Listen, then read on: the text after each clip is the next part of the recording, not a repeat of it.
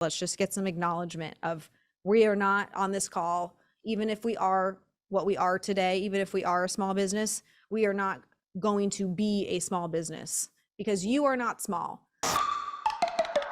Hey everybody, welcome. Welcome to another episode of 10X Owners Live. We are here to help business owners scale and grow. Last year, I made $300,000. And what did I tell you you're going to do this year? 1 million. Can't speak highly enough about him. I love what you're saying, by the way. I've been taking some notes. This is a great call tonight. Brandon, what makes you qualified to be hosting a show called 10X Owners Live on a Tuesday night and full of business owners? I've been building and selling businesses for the past 25 years. As one of the youngest people to ever ring the opening bell of the American Stock Exchange, and then selling my last business for $151 million, 77 times EBITDA, to a $1 billion company, I partnered with Grant Cardone. I love Brandon. Big hand for Brandon. And we've created a business in 36 months using the exact principles we teach. And every Tuesday night, the Cardone Ventures team comes on here to 10X Owners Live to help you. Grab your pen, paper, and get ready to take notes.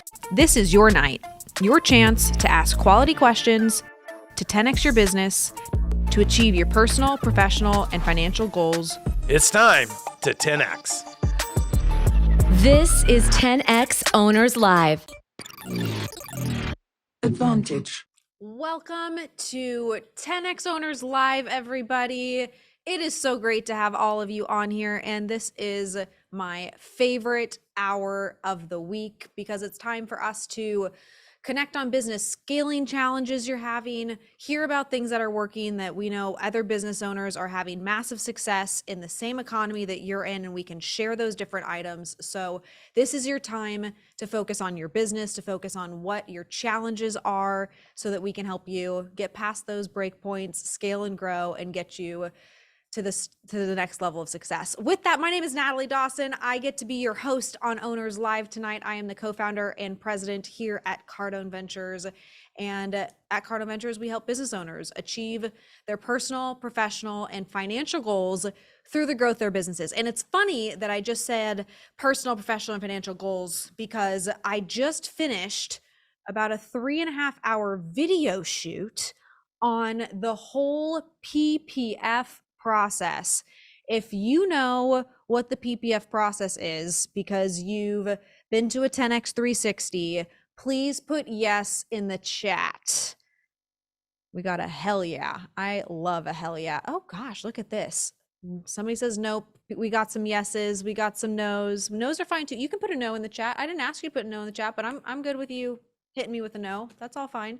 So we got some yeses and we got some no's. Okay, well, why I'm particularly excited about this is I recognize that early on in Cardone Ventures, early on in the business that my husband, who is not here tonight because he's actually asleep right now because he is in, I don't even know where he is, somewhere in the Middle East, Abu Dhabi, maybe Dubai. It's like moved all around over the last couple of days. But he started his last business with zero outside capital, with the hope of being able to transform the lives of business owners. And he was able to sell this business in 2016 for $150 million, which had a valuation attached to it of 77 times earnings. And he started that business with this concept of personal, professional, and financial growth for his team members and also for the clients, because you should be creating a business where both people win. This is the world we are living in 2020, folks. There is no reason that you, your team members, and your clients can't win with your products and services and how you structure your business. This is at the heart of what Cardone Ventures does every single day. We believe that we can paint the picture of what's possible for business owners to create these win-win scenarios. And tonight I'm going to talk to you guys about these different breakpoints that business owners find themselves in, and they might not even recognize that they are a breakpoint because it's something that just happens at these different points in revenue growth that stop somebody from actually being able to grow. And then they get this crazy, sad, very unfortunate, very heartbreaking response to one of these breakpoints, because instead of just recognizing that this is normal and it's structural, they think that it's something to do with their product. They think that it's something to do with the team that they've hired.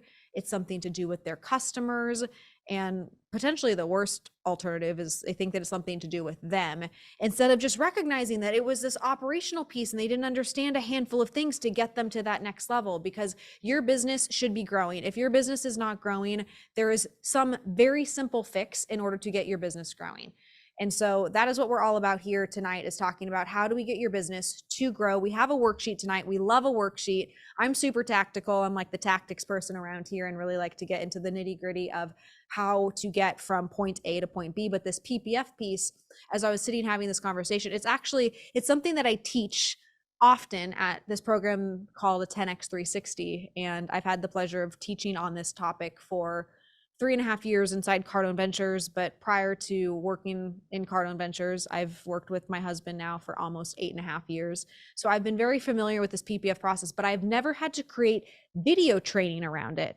And what's funny is Cardone Ventures, now we're going to exceed 60 million in revenue for our own business this year, plus our partner businesses. We're going to well exceed the $75 million number with all of our aggregated revenue. And oftentimes I think like, man, there are these things that become so much more difficult as you scale and grow. And as I was preparing to do this training today and preparing to create this video content around PPFs, I really like stepped into the shoes of somebody who's hitting breakpoint 1 and somebody who's hitting breakpoint 2 and somebody who's hitting breakpoint 3, because that is where the majority of business owners are today. I saw in the chat earlier that many of you guys have are hitting like the breakpoint 3 number. There were a couple 2s, there were a handful of 1s. I also saw some 4s earlier. And in that process, I just want to be really clear about, yes, we're going to talk about breakpoints, but one of the things that we do, that Brandon has always done and that we've done at Cardone Ventures through every single breakpoint, but flew past them and didn't like get stuck, is have these PPF conversations, is actually sitting down with team members, the people that we rely on, the people that we entrust, the people that we've chosen to help us get to where we want to go. And we ask them, what are your goals? And then we help them see how they can achieve their goals inside our goals. And so if any of you guys today are like, man, I'm really frustrated because I'm stuck. If you're stuck, I'm good with some transparency. I would love if you would just say like stuck in the chat. I'm not going to call anybody out, so like don't worry, but like I think we should normalize people being stuck, because these statistics, like with everybody on this call, statistically the majority of you are stuck. So like not talking about it seems a little silly. The whole purpose of you being on this call is to get you unstuck. Thank you. Appreciate the transparency. People are stuck. Okay, great. So knowing that you're stuck, you guys all might be stuck at different levels of revenue, different levels of profit. But I would like to just ask you, if you're stuck, how many team members inside your organization can you definitively say, I am confident that my team members see how they can win inside my business based on the goals that my business has? Because if you ask this question to yourself and you are really honest, one of the biggest problems that we face with talking to business owners is this idea of belief and how to instill that not only in themselves, but also their team members. Because if your team members cannot see how they can become successful and achieve what they want inside your business, your vision is not big enough. And as much as 10X, this like concept right here, this like thing that's behind me right here, this big 10X, I see this logo probably hundreds of times a day. I should start counting. As much as like 10X, for those of you who really are like in this ecosystem, like it might start to feel like, oh yeah, just 10X. The solution to all of your breakpoint problems is this concept of 10X. It's your ability to understand what the growth and the target needs to look like so that other people see their success inside your organization, and you create an unwavering, relentless pursuit and culture to drive to that mission. You drive to your organization's mission, you drive your team members to their mission, you drive departments to their missions. That all rolls up into this organization that you've chosen to create. You were crazy enough to say, I want to start a business and I believe that I can change the world through the products and service and the problem that I solve.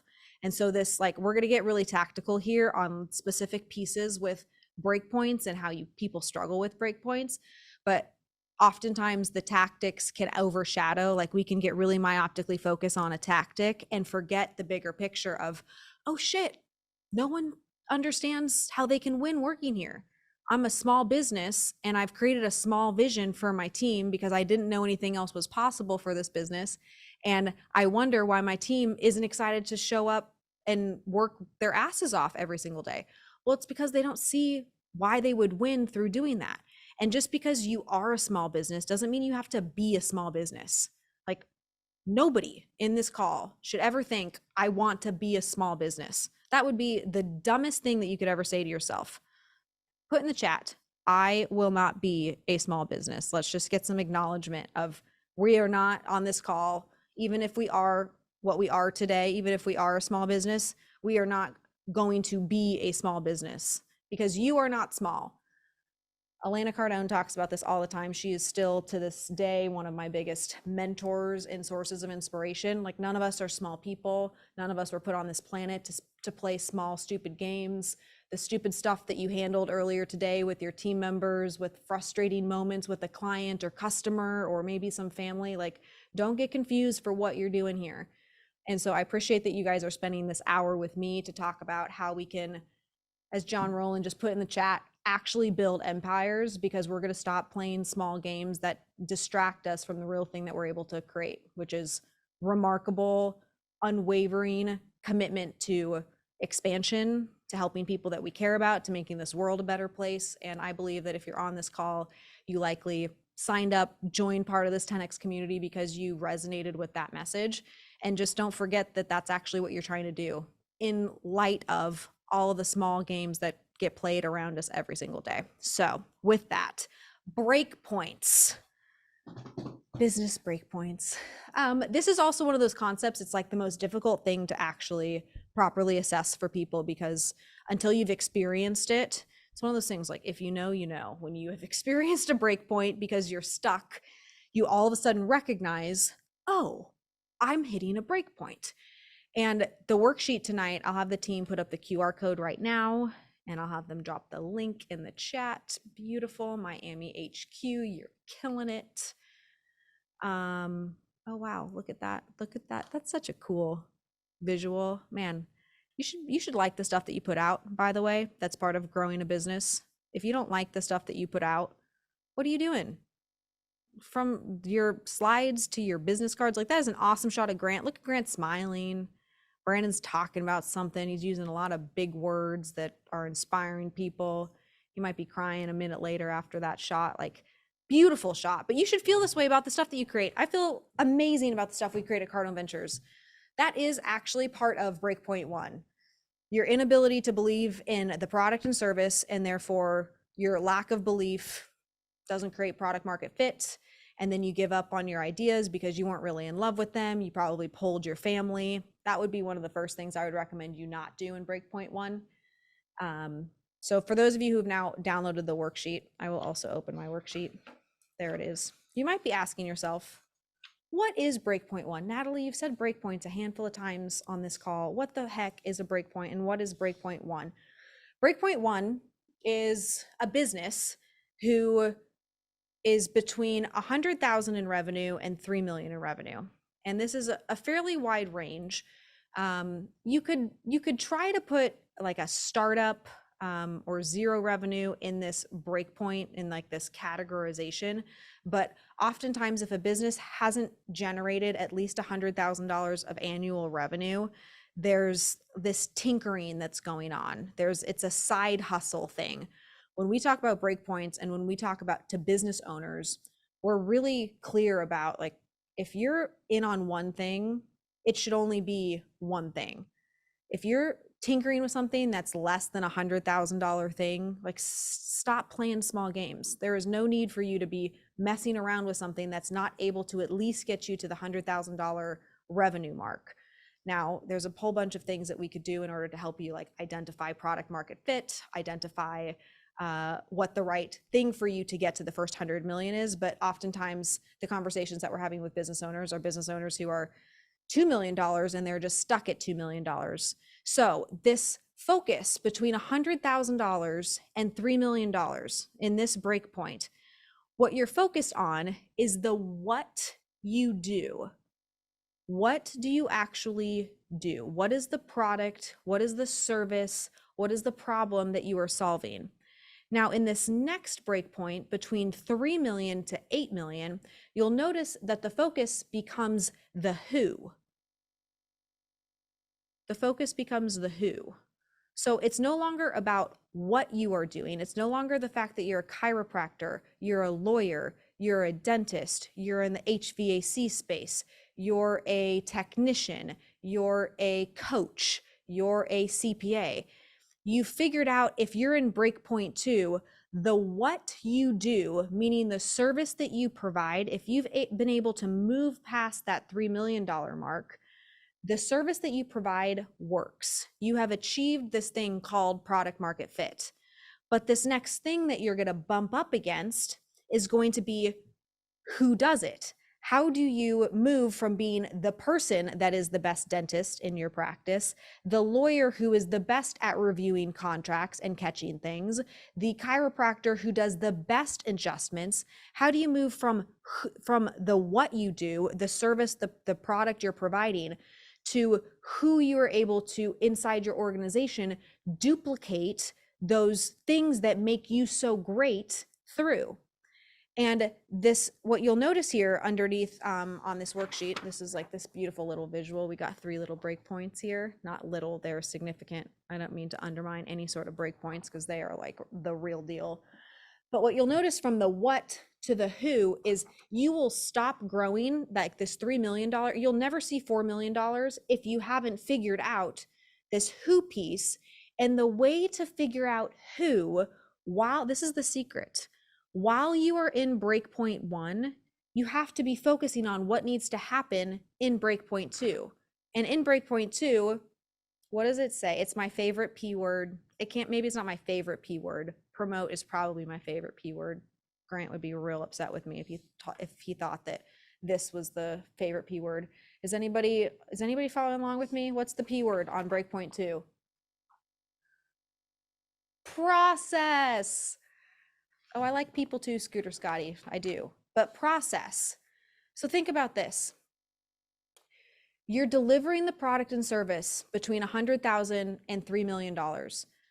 But your focus, while you are delivering this product, delivering the service, you're becoming the best provider of the thing that you do. Selling boots. I see Chris Troop down there. While you are figuring out, I think you're really right there. While you're figuring out the what you do, in order to smoothly transition into this $4 to $8 million revenue bracket, is while you're in the what, you're focused on the process documentation, because finding people to duplicate it, the who, is going to be the thing that you have to do next. And again, what we find is people will get to this $3 million break point, and all of a sudden it's time to start creating processes. But instead of creating processes, which is the right course of action, they just add people to it. And so you're adding people, but while you were in breakpoint 1, there was no process documentation. There was no real optimization. So you find that you're in this like this in between, especially at the top end of these breakpoints, this like 2 million to 3 million is where you're going to feel the most stretched, because you are going to have added you're going to have added people to your business, but you didn't start the process of what's required at breakpoint 2, which is process creation. Are you guys tracking? I'm seeing some head nods with this. I know sometimes we like don't go into this level, and I think people just like miss the breakpoints, but you don't actually have to break. Like, guys, Cardone Ventures, because we knew that this was going to happen, Cardone Ventures never broke at $3 million of revenue. We didn't have this stall point where like, oh, we finally got to $3 million because we figured out how to deliver a consultative platform review to clients, but now we're not able to get past $3 million because we didn't document the process. No, while we were creating these things that we were delivering, We were documenting the process because we knew, we had the foresight, oh shit, this would break. Oh my gosh, if I didn't write this down, how would somebody know how to do this? We would tell ourselves that constantly the first 6 months. It's like, as soon as I would do something, as soon as Brandon would do something, bam, you go straight into process creation. So we were able to hire more people. Again, that's that who, and they actually knew how to do their jobs in such a quick fashion because the processes were already created. So we've kind of talked through this, the second break point, but then this third break point. What you'll notice is it says how. The third break point between 8 million to 15 million is the how you do it. But what's underneath that is your core leadership.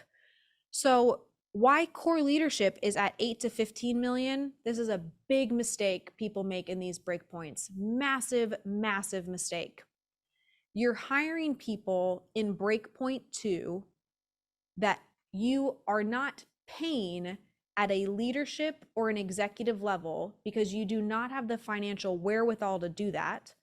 Unless you're breaking your business, you're paying some executive that you've brought in more than you're making, because it's simple math. If your revenue is $3 to $8 million, depending on what your profitability and your guys' profitabilities vary, but you are not paying this executive, in all likelihood, you're not forking out $500,000 or $250,000 to pay true core leadership because your business just isn't big enough yet.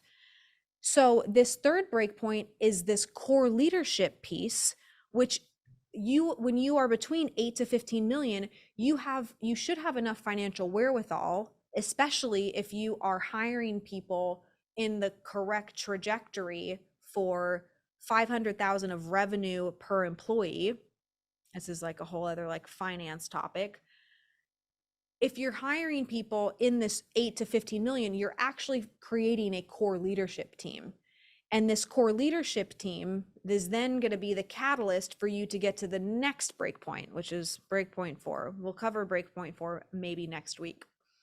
Definitely next week, a little foreshadowing. But you'll notice above that, it says how. So we've moved from, in your first breakpoint, stick with me here, guys, 100,000 to 3 million is the what you do, meaning your ability to do the thing that you're contributing. Then you're moving into the duplication, who is able to multiply the effect. But as you multiply through people, guys, what breaks? When you move from having you be the person to do it to now you have 4 people who are doing what you used to do by yourself, what do you think is no longer at the quality standards of you being able to do it? The what you were doing, like the thing that made you great, the first breakpoint, the what, the delivery becomes the challenge. And so you've now, with the who, hired people and you're focused on how they are able to duplicate the delivery. So it's it's what, then you find the who, and then it's this myopic focus in breakpoint 3. For those of you who are in breakpoint 3, how you are doing it, how you are creating consistency in the product that is being delivered to your client and the service that's being delivered to your client. This is especially true in service-based businesses. The how is just what gets torn apart because it's hard to duplicate the level of energy and effort a business owner is putting into it when they first made those interactions, when they first had their first client. The business owner is the person that cares the most. So the what, the who, the how, these things, if you knew, okay, I'm going to have to create processes, and you could start to map back, instead of focusing on just being a wild and crazy startup, I'm going to process document in breakpoint 1. Then I'm going to focus on core leadership in breakpoint 2. I wish we had the next, could I maybe get the breakpoint slide? I'd love to, just because I feel like breakpoint 4 is what actually completes breakpoint 3. That would be amazing. So this how piece, if you're struggling right now and you know that you're in this 8 to 15 million range, it's likely because you've duplicated yourself through a handful of people. They're not at the service level that you originally created and set the standard. So you have some upset clients, you have some returns, your reputation is going down. So that means your flow, your conversion, your retention, your conversion rate is likely lower. Your ability to retain clients is likely lower, which is going to impact flow because your retaining clients should be part of the service mix, part of the new acquisition of clients that you're getting because they're so thrilled with your services. And then you get pulled back in the weeds, right? This is breakpoints. This is like how people get stuck. You're now pulled back into the weeds because you didn't put these things in place. There wasn't process creation. You've hired a bunch of people. You've now brought in a core leader that might not have been the right person that you brought in. So you've undermined team members who were the original team members doing it the OG way. And then you had some hot shot that you hired incorrectly who came in and undid all of that good stuff. Half of it was actually good. The other half could have been different, but you never created the processes. So this is how the cookie crumbles. And your ability to really properly, oh, you're able to pull it up. Oh, amazing. Okay, yes. So then this next thing, we're not going to like go into the upper breakpoints because most of the business owners on here, you're stuck in these first four. So if we can get you focused on these first four, you're going to have success. But you'll notice in breakpoint in 4, automated systems. So if you could start to focus on how you're automating systems before all of your systems break, again, everything goes back to process documentation, ladies and gentlemen, but the automated systems should be duplicating the how of what somebody was responsible for in 8 to 15 million, so that you're actually able to implement automated systems, choose automated systems because you know the requirements when you're in that 15 to 25 million. And so these breakpoints, if you guys aren't focused on what the next step is, you guys can stop sharing the screen now. If you're not focused on this, I like to think of this in the same way that our team members, that we expect our team members to contribute.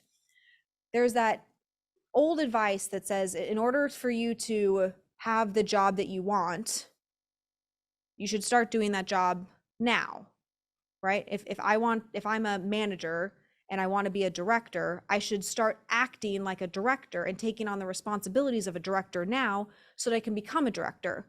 Well, in business, if you want a $15 million business or you want a $45 million business, what is the next thing that's going to break so that you can start doing that thing now? And ladies and gentlemen, this is frickin' work.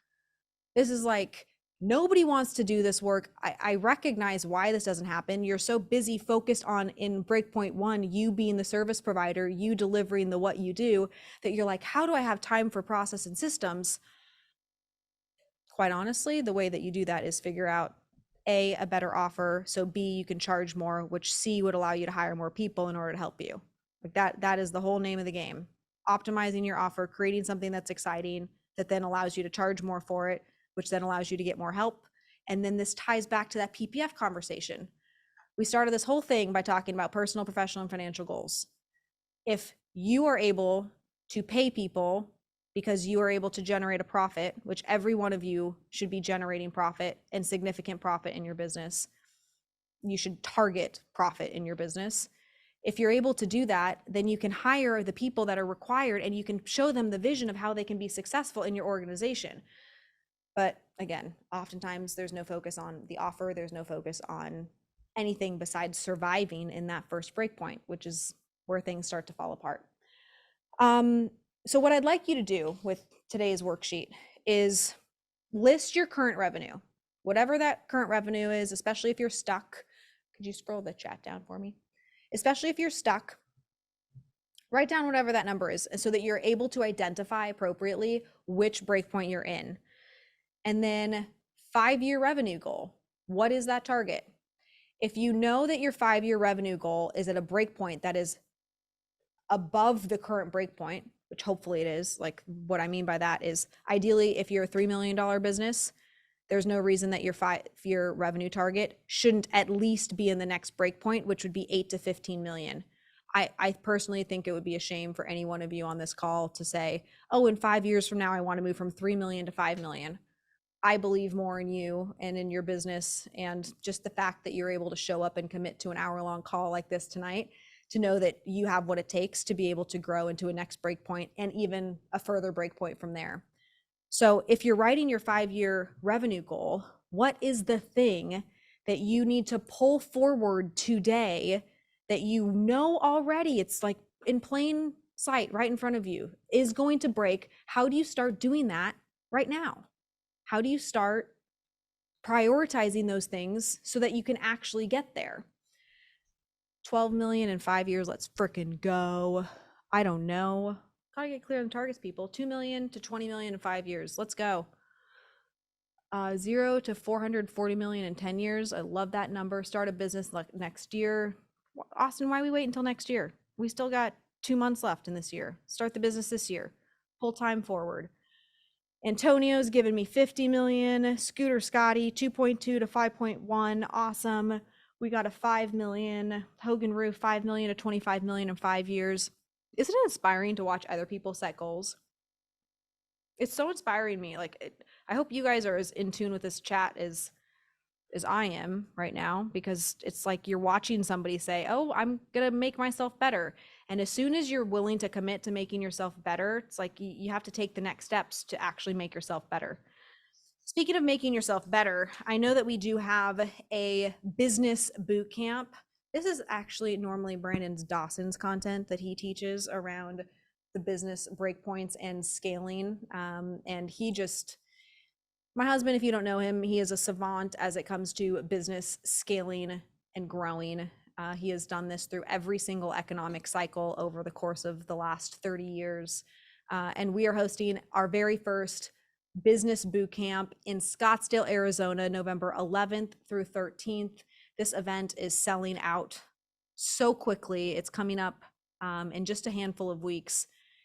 Getting your ticket now will allow you, A, to secure your seat, B, to know, hey, like I'm committed to this thing, I'm coming to this thing. So what do I have to know? How do I be intentional about this now for learning the sales strategies I'm missing or the marketing strategies that I'm missing based on the breakpoints that my business is currently in? So with that, going to be there for sure, already registered, love that. I am a how do I make it done person now, not the I can't person I was. It's a beautiful transition. It's a very difficult transition. Pumped for boot camp and finannials coming up. Don't know what finannials are, but sound pretty exciting. I'm committed to, but don't know where to stay. You should stay at the hotel. This hotel's awesome. We've toured this hotel. Brandon and I are pumped about this particular location. It's very Scottsdale. It's in these gorgeous hills. There's awesome lodging right there. So I would highly recommend staying in the hotel, and they have really great rates as well. We are Elite 125. What's the difference in boot camp? Is that similar to 360? So the boot camp is a 3-day event that goes through marketing what Jared Glant from Grant Cardone's organization, he's the president who's helped Grant build his brand over the last 15 years, shares every single thing about how Grant over the last 15 years has built a brand and the importance of building that brand. We go through money and how the money conversation with yourself, with your team, is actually the driver of all of the growth and all of the economic reality that people sometimes aren't really clear on, but that actually really hits them, especially during an economic downturn. So we do sales, we do money, we do marketing, people. Yours truly, I'm yours for 2 or 3 hours on the business bootcamp, going through interviewing and hiring and giving the questions that we ask in order to suss out candidates. So it's a 3-day event. It's jam-packed full of all sorts of awesome nuggets. Every single time I attend a bootcamp, I've now been to 8 or 9 of them, I have takeaways that change the direction for our next 3 to 4 months. There's always something through the optimization of the sales cycle or the marketing cycle or the business cycle that's just man, this is really important data. I need to go fix the fact that I don't have any targets. If you don't have any targets in your business, that's one of the things that Sherry goes over in the cultural side. So the difference between 360 and bootcamp is a larger event, and there's more role play involved at the bootcamp with the sales section, but there's also more of the foundational pieces of business scaling that takes place at the bootcamp, whereas the 360 is definitely for a business owner doing closer to $1 million or $2 million in revenue or greater, and more of the tactics around how to move from these breakpoints. With that, I would love to answer some questions. So team, also if we can, what hotel is it at? I'm blanking on the name of the hotel right now, but if someone on our team could help us out, there it is. Sheraton Grand at Wild Horse Pass. Beautiful. All right. Who are we calling on? David Gilbert, let's get you unmuted. Eli, can't wait to see you there with your 2 daughters. I feel invisible because I'm 0, but I won't be here long, I promise myself. Man, the best thing that you can be is overlooked. You should use that fuel every single day. I had my trainer, David, I'll get to you in a second. I work out with a trainer many days of the week, and he gave me weights that were too light. And I was like, why are you underestimating me? Oh no, he said, I'm sorry, I underestimated you. And I was like, it's okay. I've been underestimated my entire life. You are not the first person to underestimate me. Because when people underestimate you, for some people, that's like, oh, woe is me. And like, somebody's underestimating me. For me, I'm like, that is freaking fuel. So if you don't feel seen, like, how do you use that as fuel so that you are seen? The first time I was around Grant Cardone, I was like, man, he's such a big person. He has so many different things. And then I asked myself the question, who does Natalie have to be in order to get Grant's attention? Who does Natalie have to be in order to be Elena's friend? And all of a sudden you become creative because you recognize, I'm not seen right now. I don't have the recognition that I want, but I might not have also taken the actions required to warrant that energy.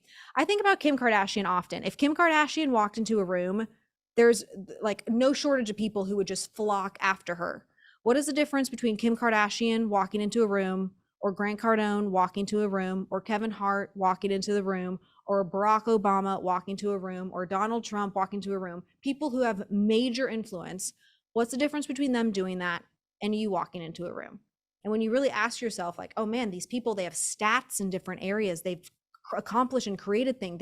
They've become known. They've put themselves out there for public ridicule, but also like poured fuel on this fire. Okay, why haven't you done those things? And when you start to ask yourself those questions, it's like, I got to get known. I got to do something big enough that gets people attention. And it's not anybody else's fault. It's actually your fault. And then when it's your fault, you can fix it. So beautiful. Anyway, David, back to you, my friend. How are you? Hey, Natalie, I'm well. How are you? I'm doing great. It's good to see you. You too. Great job tonight. Hey, Every thanks. time I tune in, I learn something. Absolutely. I just wanted to share a win. I didn't have a question. Really a big win. I just was able to hire 3 new people, and a couple of the positions are real strategic. And I really feel, because of what I've learned from you and in your teamwork book, the interview process, just taking them through that, I feel like I've got the best quality people I've ever hired before.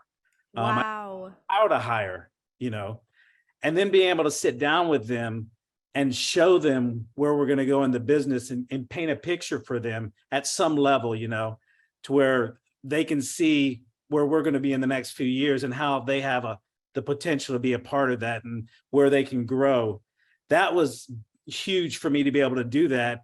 And then to be able to bring them into the company and have some processes to plug them into, to where, they know what they're going to do. They know where they're going to go. They can see where they're going to be just in the 30, 60, 90 day mark.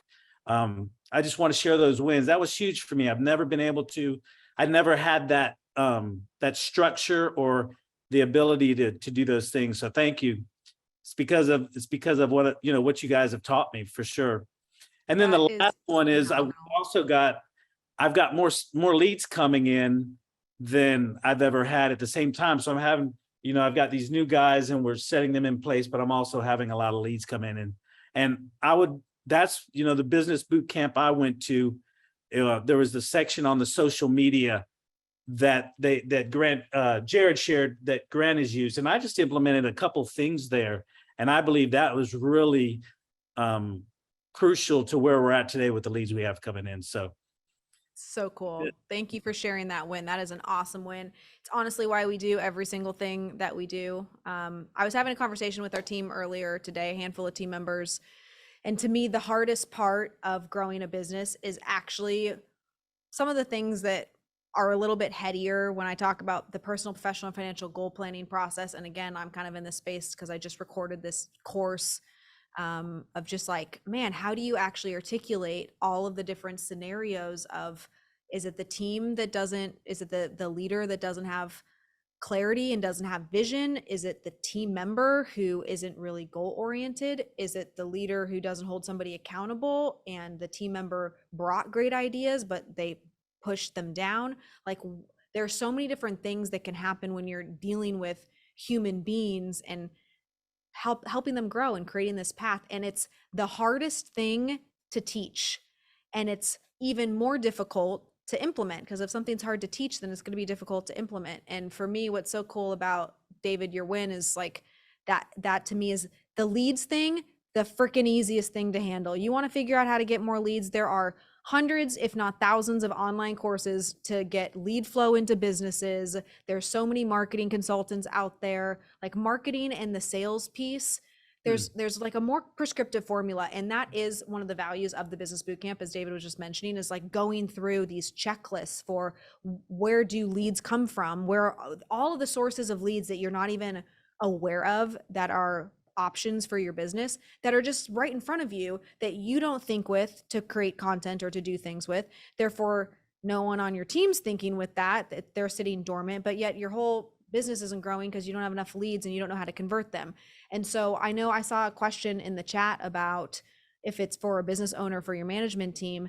Like, to me, we could still send our whole marketing team to our own marketing section in a business boot camp, and we would have our team members have epiphanies about things that we're not paying attention to, because there is no shortage of opportunity with leads. But it takes people who are actively interested in helping the business succeed, and a business owner who's willing to invest in those people to have an opportunity to sit, look at these things that should be being done, and then go home and implement and execute those things. So an ideal scene for us is having a business owner come to this event.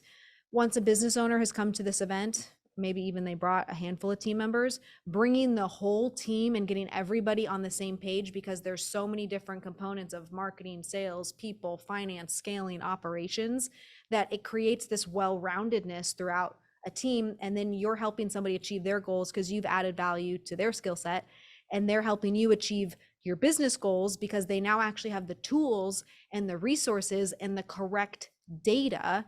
The correct data is very important, because you could buy a whole bunch of bullshit marketing classes that aren't going to teach you anything about how to actually market. So David, that's super cool win, makes me really happy.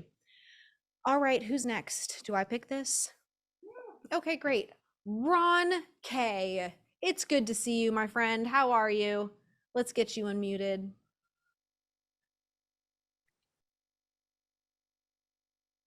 How's it going? Thank you. Hi. Hey, first of all, thank you so much for what you're saying. I'm in the midst of all this. The people is definitely the key point. You're gifting to this entire enterprise is the PPF conversations. I would just like to say I've sent a lot of people to these boot camps, and I would encourage everybody, go through a PPF conversation before you waste any money on anybody. I've tried to put square pegs in round holes, and I wish I would have done the PPF conversations to really find out truly what it was in a person's heart and why they were working for me before I spent this money. I thought I could send them to these boot camps thinking that they would have these aha moments, but if it's not in them before you go there, there's just something, they've got to be a good fit first. So that was my experience so far, and certainly the ones that so it's been a growing experience for me, but I do believe in the people, and I'm so grateful to be in the SBU now, and I'm excited to be working with your team. So thank you. It's an ongoing development for me personally. I am in the midst of Breakpoint too, and I feel the crumble, but I feel the build as well. So you guys are awesome. Thank you. Thanks, Ron. Appreciate you. And I have so much respect for Ron and for those of you on the call who are like Ron, because Ron had family members. Ron had his own son in his business, and navigating, like, that's the other thing when we talk about breakpoints. It's like, it's really cool to look at these things hypothetically on a piece of paper, but the other piece of this is the who that you likely hired in breakpoint 2 were probably friends, and in some cases they were family, and they might not be aligned with where the business is going. They might not be clear on what they want out of the business. They might not want to take the next level to join you in this process of these breakpoints to help you. And this is the stuff that's like really difficult to navigate. And I appreciate the way that you navigate it, and the nuances to these breakpoints is very real. But you're gonna move past that breakpoint 2, and we're gonna get to breakpoint 4, 5, 6, and it's a skill. It really is just a skill, and it's a matter of strategies, and appreciate the way that you handle things. All right, with that, let's see, DJ, let's get you unmuted.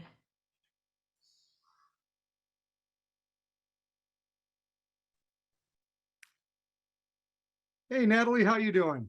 I'm fabulous. How are you doing, DJ? Excellent, as always. Hey, I have two quick questions for you. One, how do you deal with personal breakpoints when going through the PPF conversations? One of the things that we're dealing with, we've been doing the PPFs for a while. It's totally changed the mindset of everybody, but there's a few stragglers right now that I'm dealing with that are dealing with their personal breakpoints. And I'm trying to navigate around that and get them to shift into the next gear. You know, I take an approach where I balance being an absolute heartwarming, very like connected leader to a team, while also being a savage for the growth and the goals of the business. And where I find that balance point is I ask myself the question, what is for the good of the group? If you ask yourself, like, what is the good of the group? What is for the good of the group? Your responsibility as a business owner and as a leader is for you to take care of and provide opportunities for the group at large. It is not for you to individually handle team members' issues and concerns and problems and to make concessions for individual cases. It's to make sure that you are leading and guiding and shepherding and creating opportunities for the good of the group. And so your point of focus needs to be for the group. And if the personal breakpoints aren't allowing that person to show up to work and do their job, that is no longer having them be for the good of the group, then personal breakpoints aside, personal, like, I really love and respect this person aside, I have to handle as my responsibility as the leader, the head person in charge, I have to handle what's the best for the group, and I need to make a decision around that. And so I try to get that person to at least get to the baseline of what their expected role is. But if they are not able to contribute at the expected role, it is no longer for the good of the group. It's actually hurting the group. And then the entire group is impacted because I'm not willing to handle that one thing. And I can't let that happen. So I would judge it based off of you taking on that responsibility.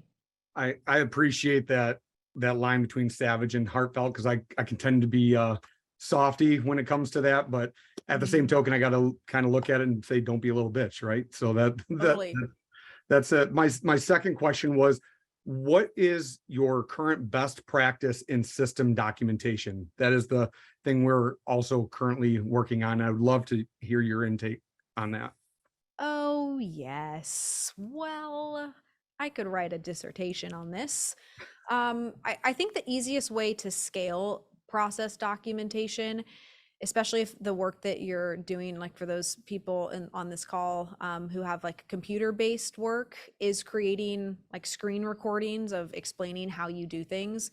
And so when I'm doing something that I know is like Natalie's the only person responsible for doing it, I will, as I'm doing it, do a screen recording. Even if it's 30 minutes of me working on some project, I'll do a screen recording so that then I can break out steps. So I remember the steps. It doesn't stop me from doing the work, but there's like this documented record of me putting like externally processing these steps that I'm taking, and then that gets turned into process documentation. Awesome. Thank you. As always, love everything that you guys do, and your hair's on point tonight. FYI. Oh, thank you. Well, the two guys in this room are laughing because I had a whole thing. I'm gonna take us off topic here for a second. I had to get my hair and makeup done because I'm shooting this course that the last course that I shot like this was on our CEO platform for 10 years. I was 20 years old when I shot this course. It was for our R3 program. I was 20 years old. I did not used to, Natalie was 20 years old. She didn't really brush her hair. She woke up and just like, or no, she went to bed with her hair wet and never like dried it. And so my hair is like all sorts of crazy. I didn't really put makeup on that day. This video has existed and we've been training people on it for almost 10 years. And so I had my hair and makeup done today, and I feel like it's, you know, a little princessy, but Awesome. I Well, I can't digress. wait to see the final product. Can't wait to see what you guys It's gonna be got going. great. It's gonna be great. Thank you for being here. Thank you. All righty. Andrew Long, let's get you unmuted.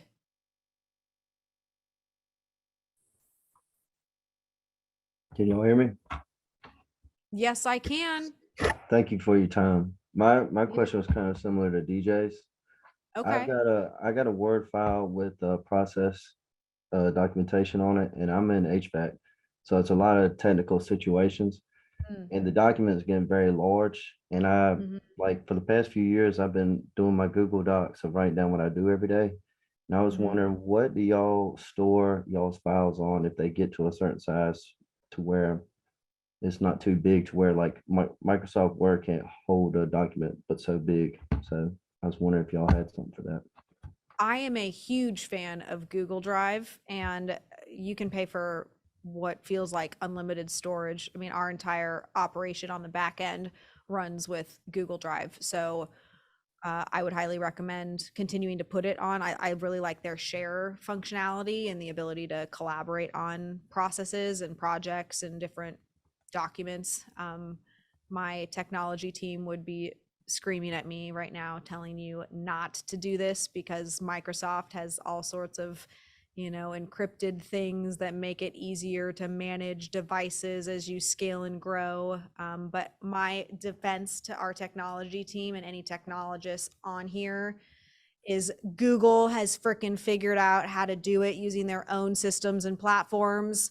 If Google can figure it out, we can figure it out. So we use Google Drive. We just pay for the most amount of storage that we can use, and it's fairly affordable. Like that's not the biggest expense in our tech stack. All right, thank you. You are welcome. Jared Ritter, let's get you unmuted. What's going on, Natalie? Oh, you know, just I like to tell my dad whenever he asks me what's going on, I say I'm kicking ass and taking names. So That's right. that's what's going on. Well, you're kicking ass and taking names tonight. I think we're all enjoying it. So hey, thank you so much. 10X family, how's it going, everybody? So I have a question. This may come off a little vague, but it may, you know, also provide some good talking points. So when trying to use attack speed to go through the breakpoints as fast as possible, A, how do you do that? And B, how do you do that and not self-destruct at the same time? Oh, wow. Well, I think the fastest way to do it is to stay around people who have done it. And we talk about these breakpoints because it's research and there's statistics around this. There's been hundreds of thousands of dollars that we've invested in research around this. However, just because certain people break and we're bringing this information to you that these breakpoints are very real and they exist, there are numerous examples all around you every single day of businesses that do just blow through them. And so you have to stop spending time thinking I'm going to get stuck at this breakpoint, and really be looking to what are the breakpoints that I'm going to encounter in the future, so I can be educated about pulling that information and that knowledge forward. And the best way, to be honest with you, the best way for me to not get like totally burnt out or overwhelmed while operating at attack speed every single day is looking at people who I am deeply competitive against, like to my freaking core. I just want to crush and beat and win at, like whatever that is that fuels you. And I put those reminders around me every single day of thinking about like, what would this person be doing right now? And for some of you, that might even be thinking with like, how would Grant, if Grant owned my business, what levels of activity would Grant be taking? And like put that threat around your environment. So you are aware acutely of these breakpoints and you're planning around them, but you're really thinking on a day-to-day basis with people who have so far succeeded and exceeded where you're at, and you start acting as if they're in the room with you or they're watching you, and it stops you from feeling this overwhelmed thing because you're like, wait a second, they figured it out. I'm just as smart, I'm just as hardworking, I'm just as capable. I can figure those things out and do all of those same things too. I just need to focus on this. Absolutely love that. And that's why I love being around Cardinal Ventures and other 10Xers, because I really feel like it's the community is trying to push the same thing. So thank you so much, Natalie. And I appreciate it. Appreciate you, Jared. Yeah, I remind myself every single day, guys, even as I said, like these 10Xs are all over everything across these offices. I see 100 plus 10Xs throughout any given day. I literally remind myself every single day, Natalie, you are 10X. And when I remind myself, it's not me saying like I am 10X, but Grant Cardone and Cardinal University says you should write your goals down as if they already are accomplished. So when you aren't feeling 10X and you have the aspiration to become 10X and you're in an environment that's a growth oriented environment, you have to start claiming like, I am this thing. I'm a business owner who has a $50 million business.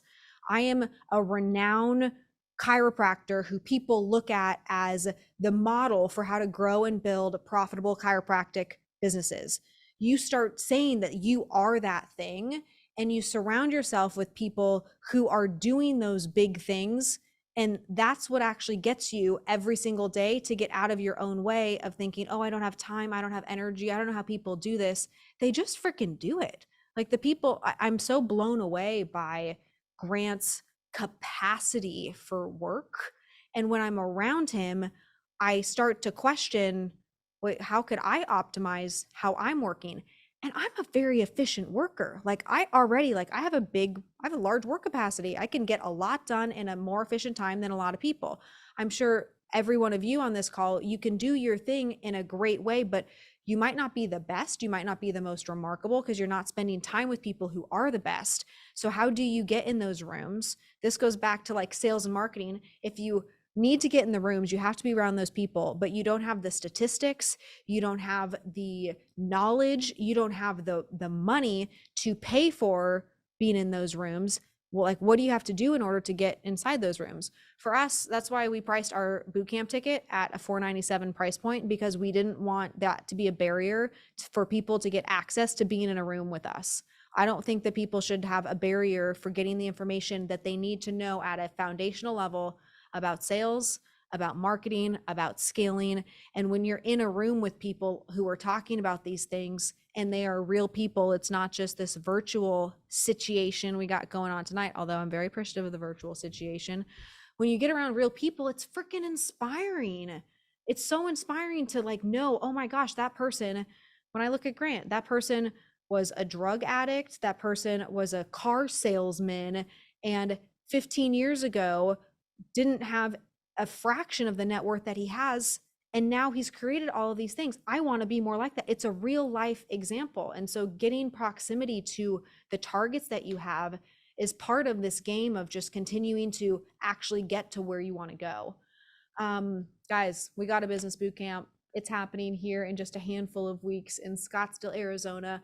We would love to take this virtual thing that we got going on and actually meet you in person, see you in person, give you the tips, strategies, tools that you need as it relates to scaling your business, understanding what marketing tactics are working right now, what the right strategies are for sales and follow up in the sales cycle, so that we can help you blow things up in 2023. That's our target. How do we help each and every one of you blow it up and not get stuck here? We want to give you everything you need to know so that you don't get stuck here. And we want to be examples for you of not getting stuck when you don't have to get stuck. So if the team could put the QR code up, scan that sucker one last time. What a cool graphic. Man, I just like the stuff that we make is just sick. Like that looks so cool. Hope you guys feel that way. I really do about your own stuff. It's just cool. All right, you guys can take it down now. It takes effort to build a team. It takes effort to years later, after however many shows we've created, like, wow, we got this team organized to where I'm not giving feedback on the graphics because they're just sick. We do that because we have graphic designers and we have a marketing team who sees how they can be successful. Even though they could go work out on their own, they see that they could be more successful and have more opportunity through working here than going and trying to figure it out on their own. And that's the opportunity that each and every one of you have in order to move through these breakpoints to transition from the what you do to the who you do it with, and then the how you do it, so that things just represent you the way that you want to be represented. You don't have to tell people how to represent you because you process documented when you were in breakpoint too. Guys, appreciate every single one of you. Be 10x, go be great, go out in the world, execute on your dreams, figure out what it is you need to do between now and next Tuesday in order to make a step closer for you to not fall into the next breakpoint that would be your revenue would be running up against. And I look forward to seeing you next Tuesday. I'm going to pass it.